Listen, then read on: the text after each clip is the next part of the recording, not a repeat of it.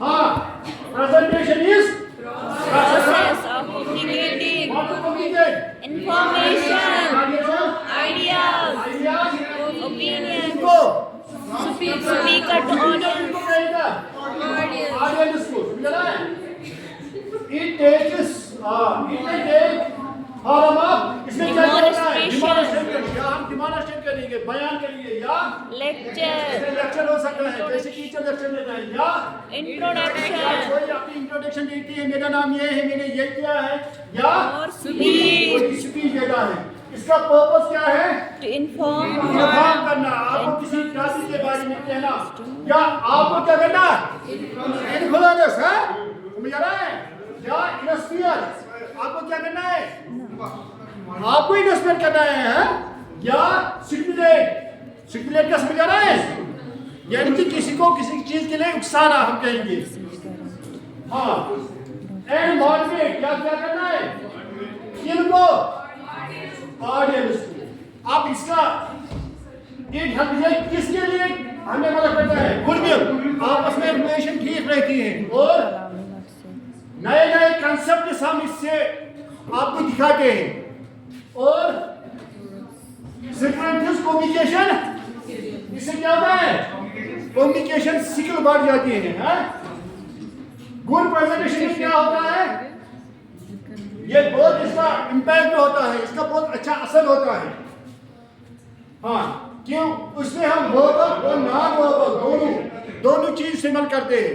मिसाल के लिए जो ये मैं बोर्ड पर आपको दिखा रहा हूँ, ये नॉन वर्बल में आता है, समझ रहे हैं? जो मैं कह रहा हूँ ये वर्बल में।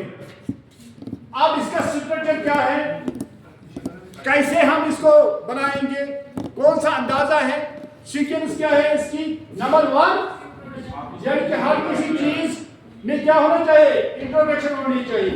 जो आपके मैंने बार बार कह रहा हूं कि हाँ, well beginning is half done, beginning अच्छी होनी चाहिए। इसलिए मैंने आपको कहा है पहले आपको वेलकम करना है या ग्रीटिंग करनी है, इसके बाद आपको टॉपिक अनाउंस करना है जो आपका टॉपिक है। उसके बाद ओपनिंग आपको किसे करनी है? किसी कोड से, किसी पोइम से, किसी वर्स से।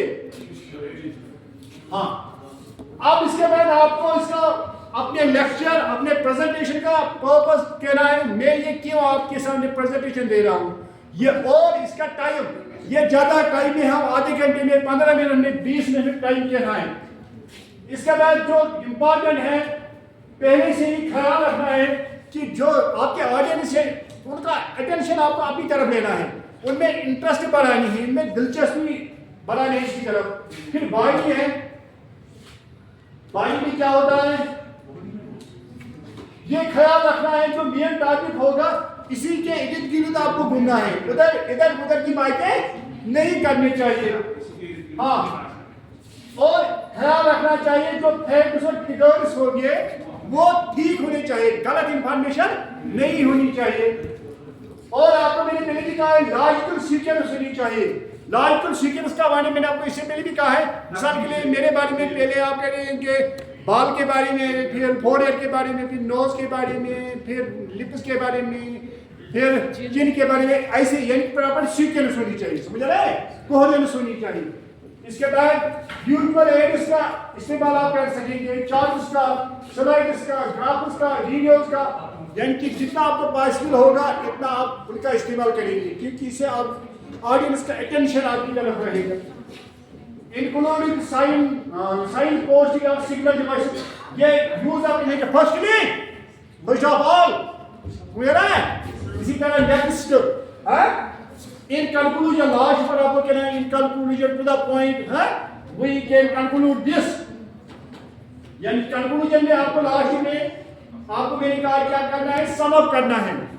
जो आपने यह लेक्चर दिया है, जो आपने प्रेजेंटेशन दी है, इसको आप कुछ सेंटेंस में कहना है, कुछ वर्ड्स में सम अप करना है। हाँ, और लास्ट पर आपको फीडबैक या क्वेश्चन लेने चाहिए ऑडियंस से, और लास्ट पर ऑडियंस को सिंसियरली यानी कि उनका थैंक्स करना है, समझ रहा है? हाँ, और अब एक बात है, अब आपको मिसाल के लिए प्रेजेंटेशन है, प्रेजेंटेशन देनी है, जैसे आपने मैंने कहा प्रेजेंटेशन देने के लिए कल आपको मैं लूंगा किसी न किसी की। हाँ, तो प्रेजेंटेशन में आपको क्या करना है, प्लानिंग क्या करेंगे आप, पहले आप देखेंगे ऑडियंस एनालिसिस। आपके ऑडियंस कौन है, किस टाइप के लोग हैं जो आपके सामने हैं, जिनको आपको स्पीच देना है, जिनको आपको प्रेजेंटेशन देनी है। क्या वो आपके एज के हैं, क्या वो आपसे बड़े हैं, क्या वो इलिटरेट है, क्या वो लिटरेट है, यानी कि उसी के हिसाब से आपको प्रेजेंटेशन बनानी है, समझ रहे हैं। इसके पहले कंटेंट एंड ऑर्गेनाइजेशन, आपको देखना है कि मुझे क्या कंटेंट क्या होना चाहिए, कैसा होना चाहिए। जैसे ऑडियंस होगी तो वैसा ही आपको कंटेंट भी रखना है। और जो आपको मैंने कहा कि सपोर्टिंग मटेरियल, जो आपको मैंने ऊपर ही कहा विजुअल्स आपको दिखाने हैं, कोड्स आपको दिखाने हैं, या स्टोरीज या एग्जांपल्स। हाँ, तो आपको मैंने पहले भी कहा है विजुअलाइजेशन, जितने आपके पास स्लाइड्स होंगे, यानी कि जिनको आप कहते हैं मिसाल कोई चार्ट होगा है, कोई वीडियो होगा, इतना एक ठीक रहता है। और आपको मैंने पहले भी कहा ये सिंपल होना चाहिए, टू द पॉइंट होना चाहिए, अट्रैक्टिव होना चाहिए। हाँ, और क्या होना चाहिए, स्क्रिप्चर से नोटिस, यानी कि आप कोई स्क्रिप्चर आपने लिया होगा किसी बुक से, किसी होली बुक से, तो उसको भी आप इंक्लूड कर सकेंगे। अब आप कैसे डिलीवर करेंगे, ये क्वेश्चन एग्जाम में पूछ जाते हैं, how to deliver good presentation. हाँ, आपको क्या करना है, speak clearly and confidently.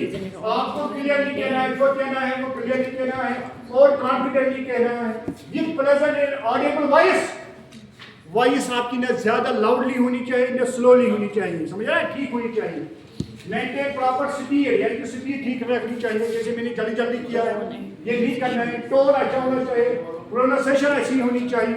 Use appropriate gestures, gesture जो आप दिखाएंगे, अगर आप दिखाएंगे क्या आपने खाना खाया, आपको ऐसे दिखाना है, आपको ऐसे नहीं दिखाना है कि आपने खाना खाया, समझ रहा है, ये प्रॉपर जेस्चर।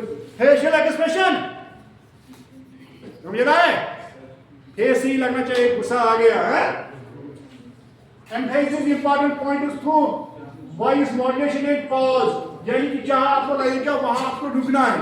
ये मतलब मैंने आपको अभी कहा है कि आपने कभी कभी मेकअप किया होता है, गोटा याद किया होता है, तब तो आंखों से नहीं होता बस, यानी कि जो आप मेमोराइज करते हैं इसको डायरेक्टली फ्लुएंसी में नहीं कहना है, पाज में कहना है, रुक के कहना है। मेंटेन आई कांटेक्ट, जो कि मैं बार बार कह रहा हूं कि आई कांटेक्ट इज नेसेसरी है, ऑडियंस की तरफ देखना चाहिए।